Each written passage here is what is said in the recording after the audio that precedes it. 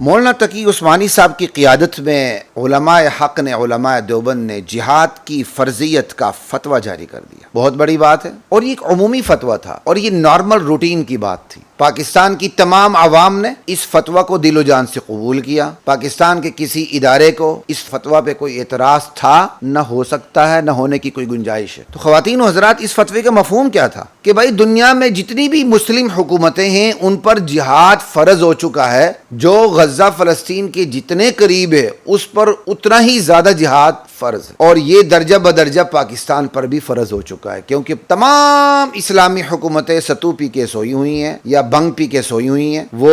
غزہ سمیت پوری دنیا کے اندر جتنے بھی مسلمان ہیں، مظلوم، مستضعفین، ان کی مدد کے لیے وہ تیار نہیں ہیں۔ اس لحاظ سے جہاد کی فرضیت علماء حق نے یہ بیان جاری کیا۔ پھر جو ہمارے علماء بریلوی ہیں انہوں نے مفتی منیب الرحمان صاحب کی قیادت میں بھی فتویٰ جاری کیا، اور بڑی اچھی بات، مفتی عبدالقوی کو وہاں سے نکال دی۔ سلام مولانا عبدالعزیز صاحب، آپ کی اس جرت کو، آپ کی اس دینی غیرت کو کہ آپ نے مفتی عبدالقوی کو، جو حرام کو حلال اور حلال کو حرام کرنے کی فکر میں ہے، جو دجل و تلبیس میں مبتلا ہے، جو شعائر اسلام کی توہین پہ توہین کر رہا ہے، جو شراب کی کھلی اجازت دیتا ہے، مفتی بن کے کنجریوں کے ساتھ کھڑے ہوتا ہے، کراکلی ان سے تبدیل کرواتا ہے، کاندھے سے کاندھا ملاتا ہے، آنکھوں سے آنکھیں ملاتا ہے، باڈی لینگویج کا بادشاہ ہے، شیطان ہے، وہ لال مسجد میں بھی آ کے پھر کوئی نیا ڈرامہ کرنے کی فکر میں تھا کہ کسی طرح میں اخبارات میں خبروں کی زینت بن جاؤں، اور یہ دولت اور شہرت کا اتنا حریص ہے، اس حوالے سے اتنا اندھا اور ذلیل اور